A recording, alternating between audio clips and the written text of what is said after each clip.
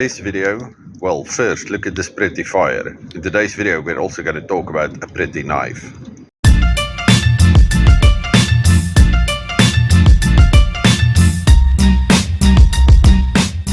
G'day world, and welcome back to Stuff We Do, where we do all the knife stuff you love. Knife reviews, knife tests, knife modifications, and outdoor stuff with knives.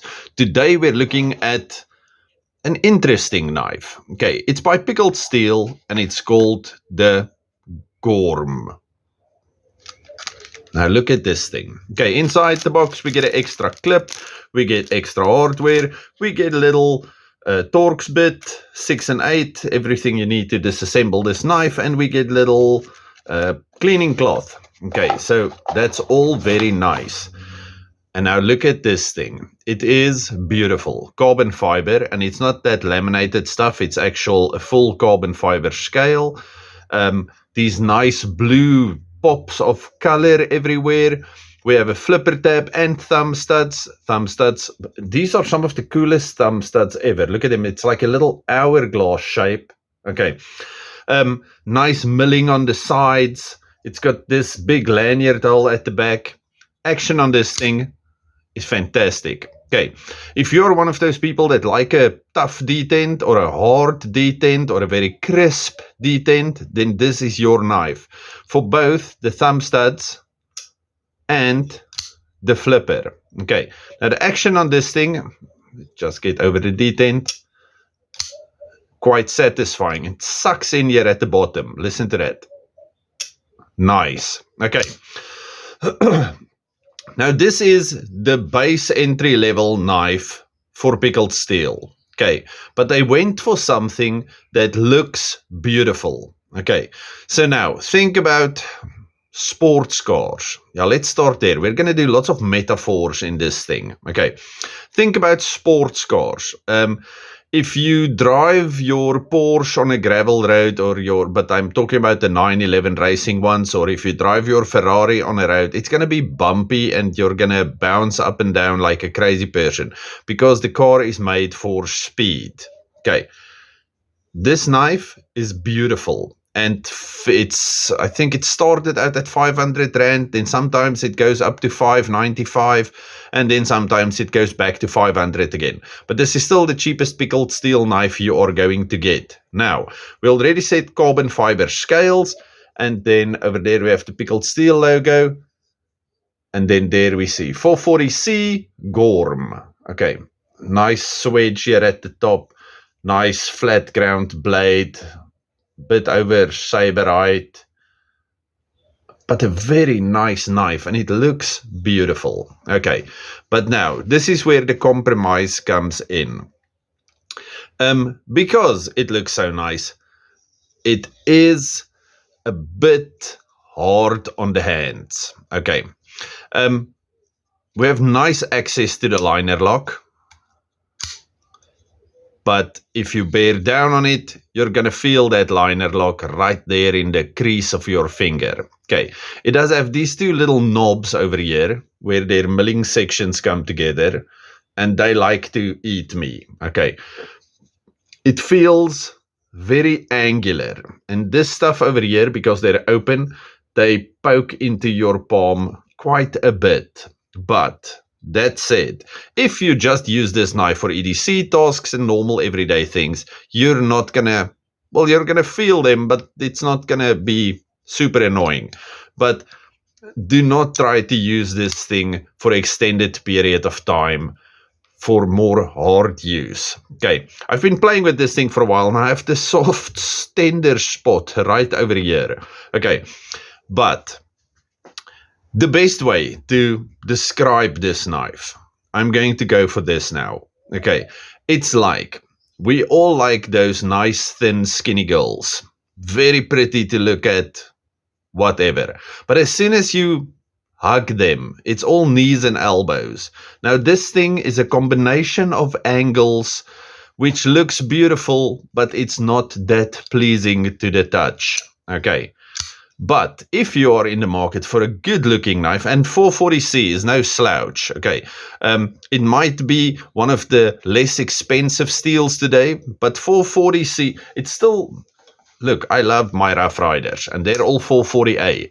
Now, this is 440C, which used to be the magic trifecta of edge holding toughness and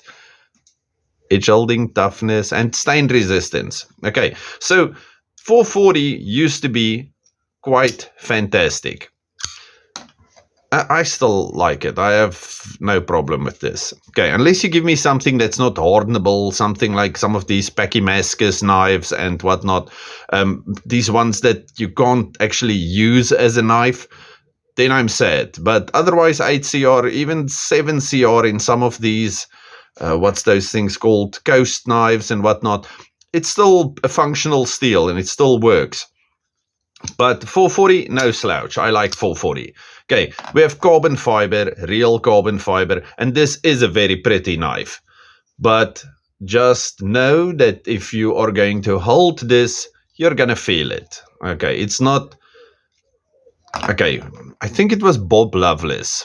You know, the Loveless dropped hunter, not drop point. I think they called it the dropped hunter. Anyway, Bob Loveless was a very charismatic guy, and he had all kinds of wonderful things, and he explained what a knife handle should be like. And he said it should feel like, how am I going to say this without offending people? Because I do have like 7% females watching this channel for some other reason. I think they're here for the cooking tips. Anyway, unless you like knives.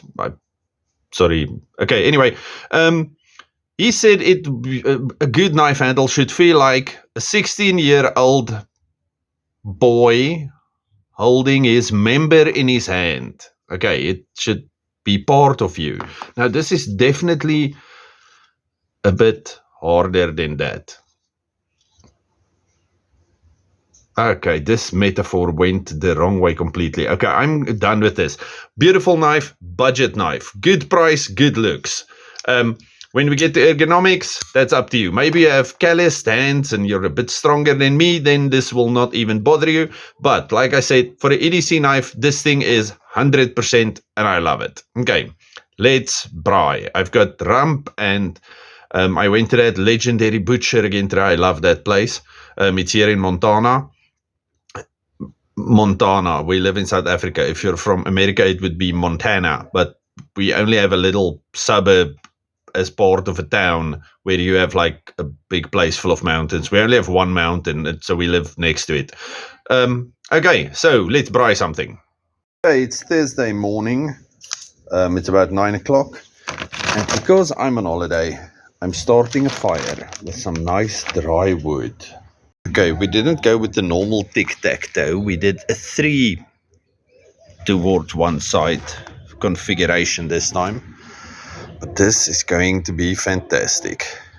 Okay, it's burning like a house on fire. Burning, burning, burning, burning. Okay, this beautiful piece of matured steak, more than an inch thick, is on a very hot fire. Oh, this is going to be good. First turn, and this thing is so soft, where I tried to pick it up the first time, I pulled out a piece of meat. Okay, this is delicious. Okay, some seasoning. I'm using my 6-gun grill because I love it.